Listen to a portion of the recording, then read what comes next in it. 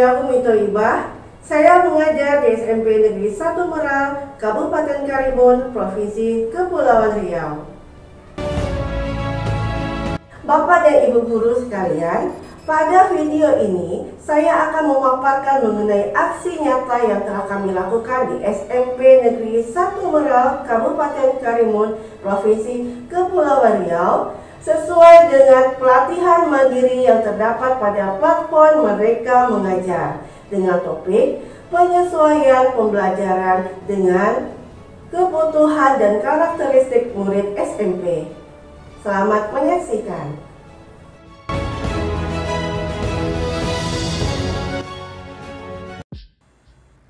Dalam topik tersebut terdapat 4 pilihan aksi nyata. Nah, kami sepakati bahwa kami memilih aksi nyata pada pilihan yang ketiga, yaitu membuat lingkungan fisik kaya teks di kelas. Baiklah Bapak Ibu guru, sebelumnya mari kita bahas terlebih dahulu definisi dari lingkungan kaya teks.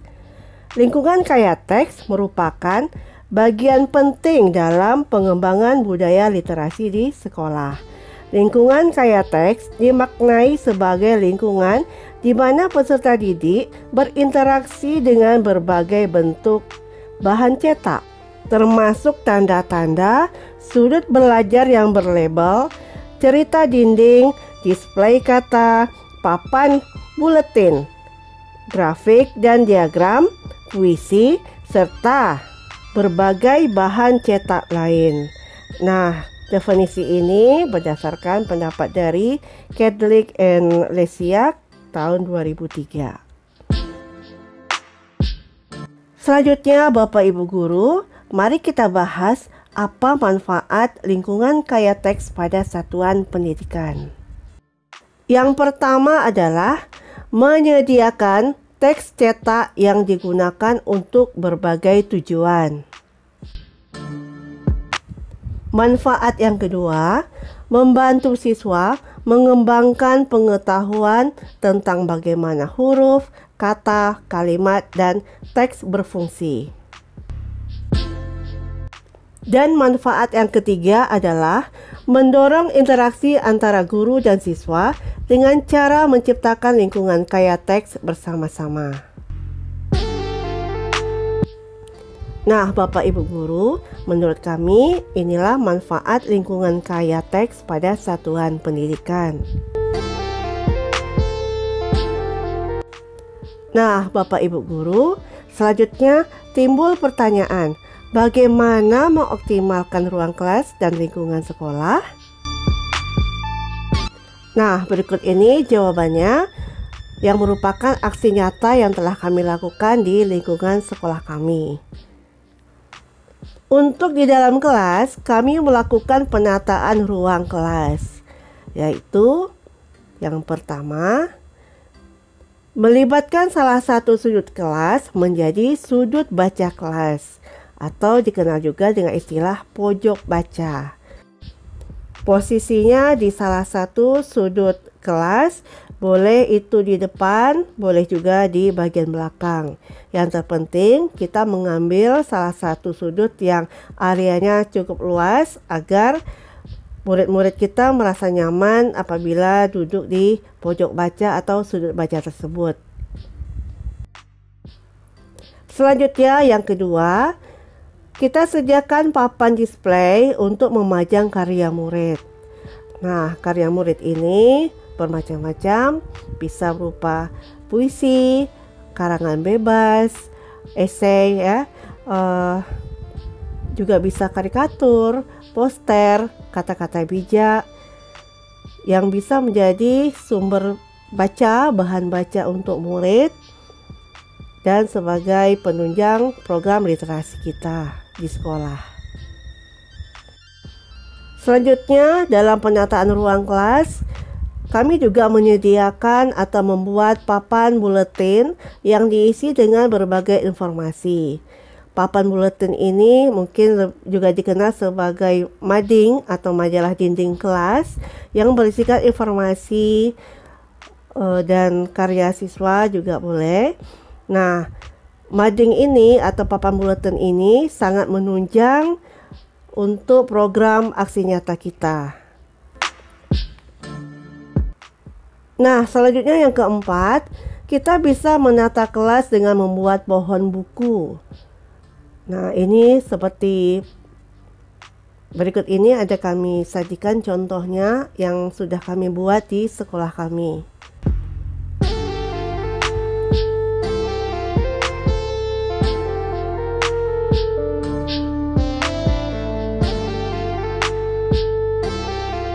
Selanjutnya akan saya paparkan lebih rinci satu persatu aksi nyata yang telah kami laksanakan di dalam kelas.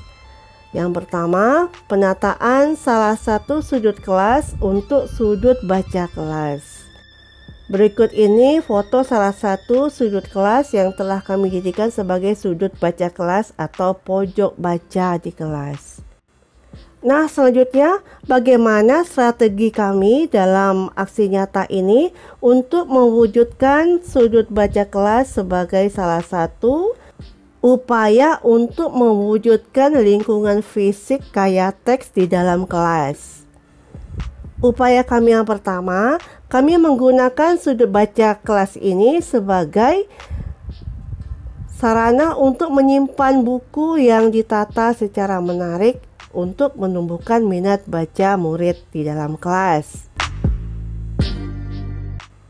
Selanjutnya, kami mengajak murid untuk menyumbangkan koleksi bukunya yang ada di rumah untuk diletakkan di sudut baca kelas.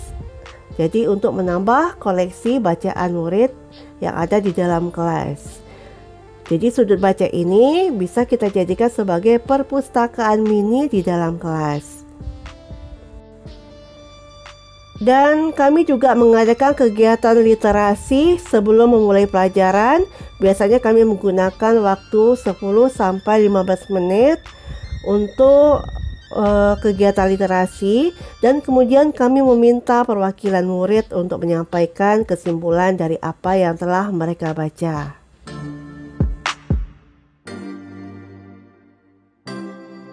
Aksi nyata kami selanjutnya untuk menciptakan lingkungan kaya fisik di dalam kelas, kami membuat papan display di dalam kelas.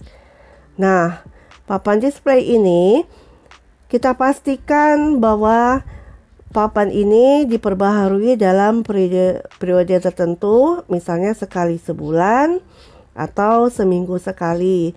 Kita bisa mengajak murid-murid kita di dalam kelas, kita bagi per kelompok untuk mengisi papan display ini per periode. Ini langkah yang bisa kita lakukan dalam memperkaya lingkungan fisik kaya teks di dalam kelas. Selanjutnya, dari papan display ini, murid-murid juga dapat belajar dari hasil karya teman-temannya. Jadi hal ini bisa memperkaya pengetahuan dan kosakata murid dalam membaca karya-karya dari temannya sendiri.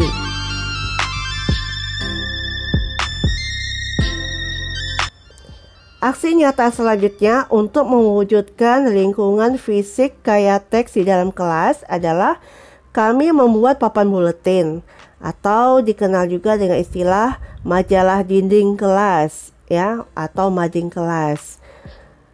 Nah, untuk tingkat SMP adalah fase D. Jadi untuk fase D dapat diisi dengan hasil karya murid, baik itu berupa puisi, poster, karikatur, cerpen, esai, dan sebagainya.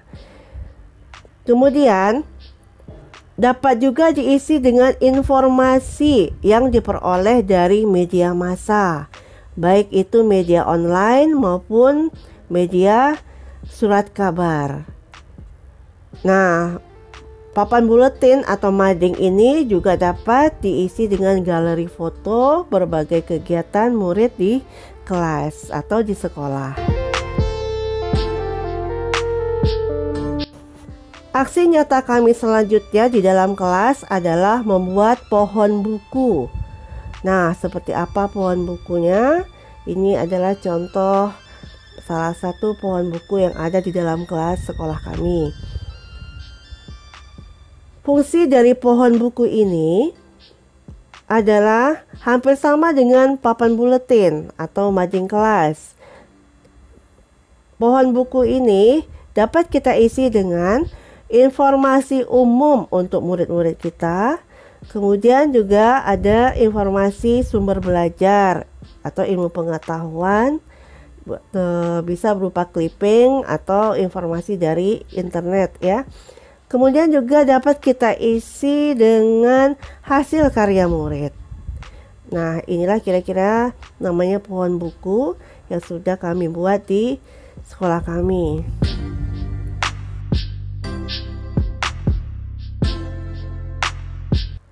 Selain di dalam kelas, kami juga melakukan aksi di luar kelas.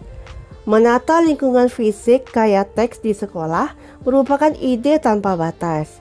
Setiap area dapat kita manfaatkan untuk mendukung budaya literasi di sekolah kita. Nah, di bagian tertentu di sekolah, di tempat yang terbuka dan dapat dilihat secara langsung oleh murid, kita bisa membuat papan yang berisikan slogan, moto, kata-kata motivasi, kata-kata bijak yang dapat dibaca langsung oleh murid. Misalnya di dinding-dinding ruangan tertentu atau juga di gerbang sekolah. Nah, kita bisa menuliskan kata-kata motivasi dan kata-kata bijak yang sangat bermanfaat untuk budaya literasi di sekolah kita. Nah, berikut ini contoh yang sudah ada di sekolah kami.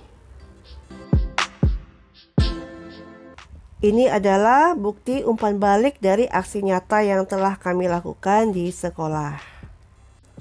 Sesuai dengan instruksi yang ada di platform Merdeka Mengajar, untuk umpan balik kami minta perwakilan dari beberapa siswa menjawab pertanyaan yang kami sajikan dalam bentuk Google Form.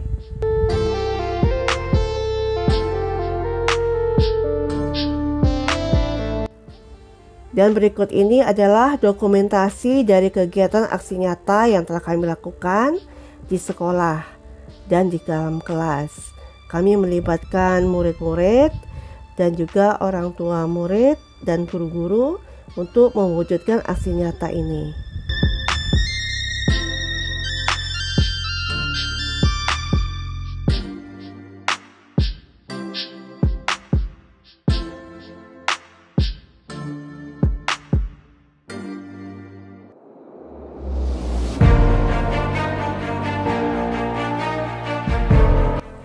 Nah, Bapak Ibu guru sekalian, demikianlah pemaparan saya mengenai aksi nyata yang telah kami lakukan di SMP Negeri 1 Merak, Kabupaten Karimun, Provinsi Kepulauan Riau.